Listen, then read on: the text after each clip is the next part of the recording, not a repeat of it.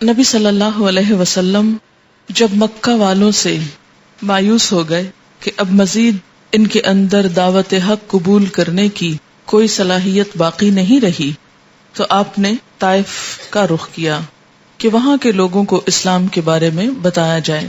ہو سکتا ہے کہ وہاں کے لوگ آپ کی بات قبول کر لیں یا آپ کی مدد کریں یا آپ کو پناہ دیں. چنانچہ آپ طائف کے لیے پیدل چل پڑے. پیدل، آپ کو معلوم ہے کہ کئی میل کا راستہ ہے یہ، اور پہاڑی راستہ ہے مکہ سے. آپ کے ساتھ آپ کے آزاد کردہ غلام زید بن حارثہ بھی تھے. راستے میں جس قبیلے سے بھی آپ گزرتے اسلام کی دعوت دیتے، اور اس طرح طائف پہنچے. اور قبیلہ ثقیف کے 3 سرداروں کا جو آپس میں بھائی تھے ارادہ فرمایا. انہیں اسلام کی دعوت دی اور تبلیغ اسلام کے لیے مدد چاہی، مگر انہوں نے منظور نہ کیا بلکہ بہت برا جواب دیا. آپ نے انہیں چھوڑ کر دوسروں کا ارادہ کیا، انہیں بھی اسلام لانے کی دعوت دی، ان کے سرداروں سے گفتگو کی اور اس کام میں 10 دن گزار دیے. لیکن کسی نے آپ کی بات نہ مانی، بلکہ یہ کہا کہ ہمارے شہر سے نکل جائیں. اپنے بچوں، اوباشوں اور غلاموں کو شے دی. چنانچہ آپ نے جب واپسی کا ارادہ کیا تو انہوں نے آپ کے دونوں جانب لائن لگا کر گالیاں دینی شروع کر دی اور بدزبانی کی. سب کچھ امیجن کرتے جائیں. نمبر 1 بات کسی ایک نے نہ مانی پورے شہر میں. اور جب آپ نے واپس آنا چاہا، اب دیکھیے کہ کن حالات میں نکلے، وہ ساری تفصیل تو میں آپ کو نہیں اس وقت بتا سکتی، لیکن ایک ہی جملہ کافی ہے کہ جب مکہ والوں کی طرف سے اب بالکل مایوسی ہو گئی کہ اور کوئی بھی ایمان نہیں لانے کا، یعنی پیچھے بھی کوئی راستہ نہیں، جہاں گئے ہیں وہاں بھی کوئی سننے والا نہیں. کس حال میں آپ واپس آ رہے ہوں گے اس کو ذہن میں لائیے. اور اگر وہ صرف خالی آپ کا راستہ چھوڑ دیتے کہ آپ واپس چلے جائیں تو بھی اور بات تھی، لیکن انہوں نے 2 طرف لائن لگا کر ایسے ہی جیسے کسی کے لیے جلوس نکالتے ہیں نا یا استقبال کرتے ہیں، سڑک کے 2 کنارے جیسے لوگ کھڑے ہو جائیں، اور جہاں سے آپ گزرتے آپ کا مذاق اڑایا جاتا، آپ کو گالیاں دی جاتی، آپ کے ساتھ بدزبانی کی جاتی، آپ کی توہین کی جاتی. یہ ہوتا ہے اللہ کے لیے رسوا ہونا. لیکن جب انسان اس حد تک تکلیف اٹھاتا ہے اور اتنی سیاہ رات ہو جاتی ہے تو وہیں سے روشنی پھوٹتی ہے. اللہ کی دنیا میں وسائل کی کمی نہیں. اور حد یہ ہوئی کہ پتھر برسانا شروع کر دیے. آپ کی ایڑی اور پاؤں زخمی ہو گئے، خون سے تر ہو گئے. حضرت زید جو آپ کو بچا رہے تھے ان کے سر پہ بھی کئی زخم آئے. اور حماقت کا یہ سلسلہ جاری رہا کہ آپ کو ایک باغ میں، عتبہ اور شیبہ کے باغ میں پناہ لینی پڑی. یہ باغ طائف سے 3 میل کے فاصلے پر ہے. آپ سوچے کہ 3 میل تک لوگ آپ کا پیچھا اسی حال میں کر رہے. ایک شخص پیدل چل رہا ہو اور اس کے ساتھ یہ سلوک کیا جائے. جب آپ باغ میں داخل ہو گئے تو پھر ساری بھیڑ واپس چلی گئی. باغ کے اندر آپ ایک دیوار کے ساتھ ٹیک لگا کر انگور کی ایک بیل کے سائے میں بیٹھ گئے، اور جو کچھ پیش آیا تھا اس کو یاد کر کے زخمی دل کے ساتھ ایک دعا مانگی. اور یہ دعا دعائے مستضعفین یعنی کمزور لوگوں کی دعا کے نام سے مشہور ہے. اللہم الیک اشکو ضعف قوتی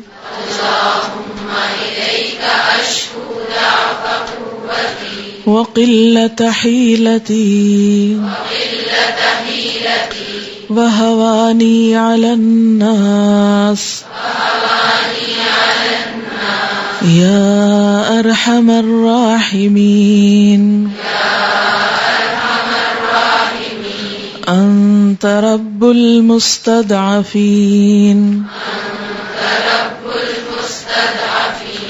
وانت ربی الی من تکلنی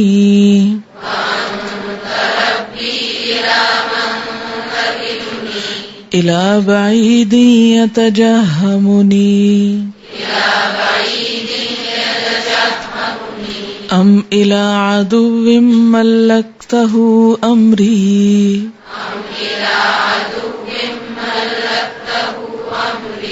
ان لم یکن بک علی غضب فلا ابالی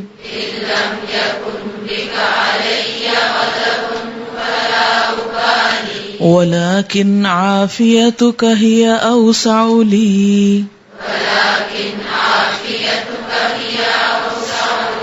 أعوذ بنور وجهك الذي أشرقت له الظلمات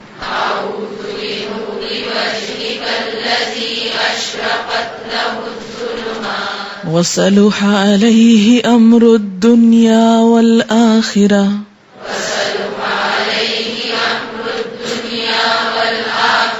من أن ينزل بي غضبك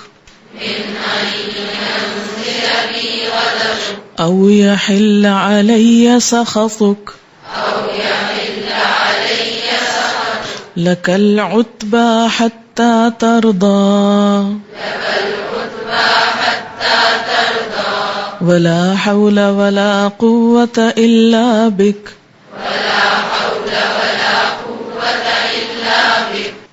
اللہم اے اللہ الیکا تیری طرف تجھ سے اشکو میں شکایت کرتا ہوں ضعف قوتی اپنی کمزوری اور بے بسی کا وقلت حیلتی اور قلت کا حیلتی اپنے چارے کے یعنی اپنی بیچارگی کا مراد ہے وحوانیہ اور اپنی کمزوری بے قدری علی الناس لوگوں کے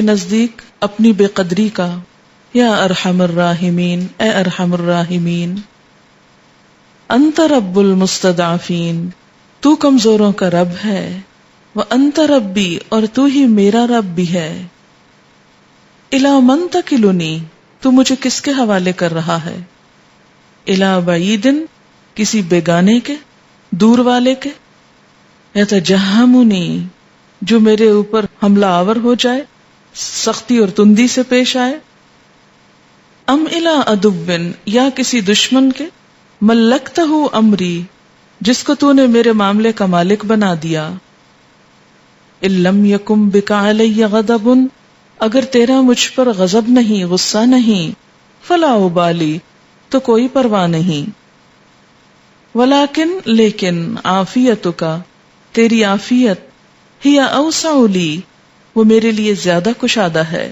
زیادہ بہتر ہے اعوذ میں پناہ چاہتا ہوں بنور وجہ کا تیری ذات کے نور کی الذی وہ جو اشرقت لہ الظلمات جس سے تاریکیاں اندھیرے روشن ہو گئے وصلح علیہ امر الدنیا والآخرہ اور جس پر دنیا اور آخرت کے معاملات درست ہو گئے من ان ینزل بی غضبک اس بات سے کہ تیرا غضب مجھ پہ نازل ہو او یحل علی سخطک یا تیرا عتاب مجھ پہ وارد ہو لک العتبی تیرے ہی لیے رضامندی چاہتا ہوں عتبہ رضامندی کی طلب تیری رضا چاہتا ہوں حتی ترضا یہاں تک کہ تو راضی ہو جائے اس وقت تک تیری رضا چاہتا رہوں گا جب تک کہ تو راضی ہو جائے ولا حول ولا قوت الا بک اور تیرے بغیر کوئی زور اور طاقت نہیں.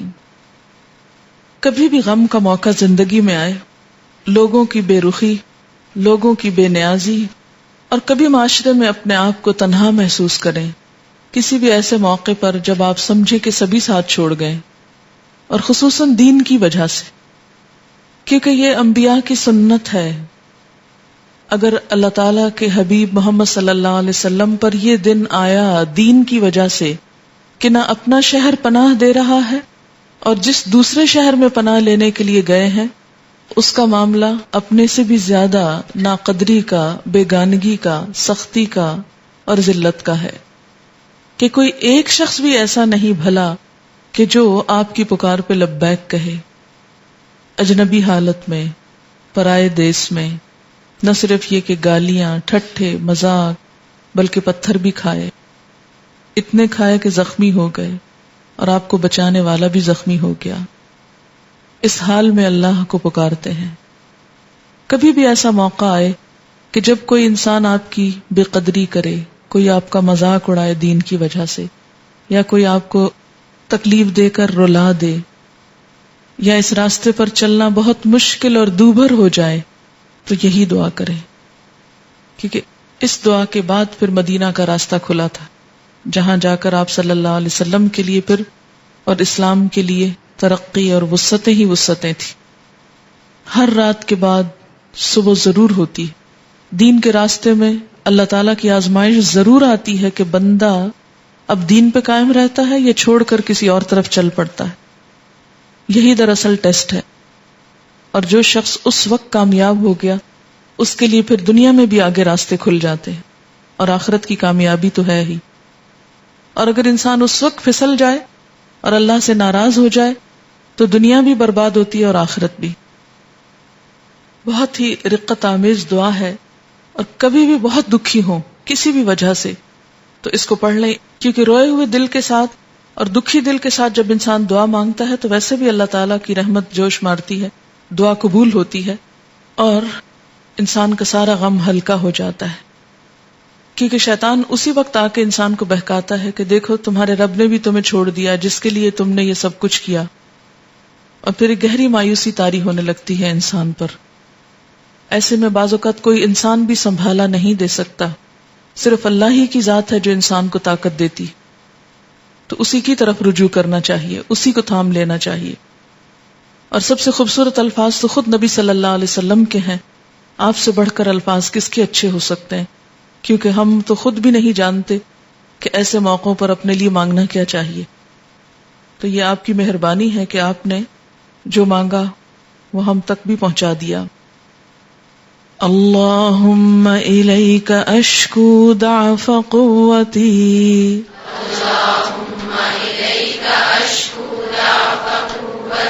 وقلت حیلتی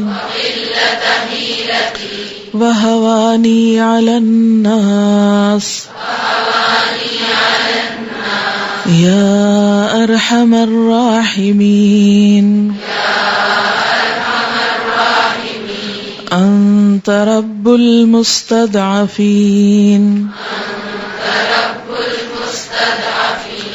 وانت ربی الی من تکلنی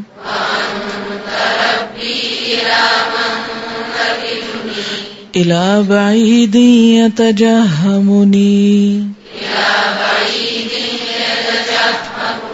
ام الی عدو ملکتہ امری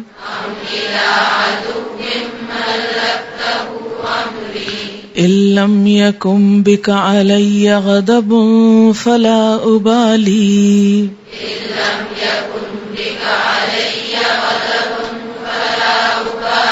ولكن عافيتك هي أوسع لي أعوذ بنور وجهك الذي أشرقت له الظلمات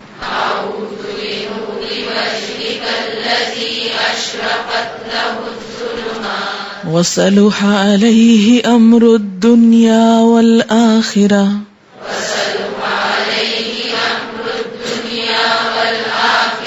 من أن ينزل بي غضبك أو يحل علي سخطك لك العتبى حتى ترضى ولا حول ولا قوة إلا بك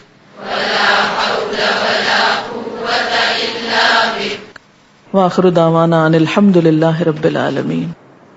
سبحانک اللہم وبحمدک نشہد ان لا الہ الا انت نستغفرک ونتوب الیک. السلام علیکم ورحمۃ اللہ وبرکاتہ.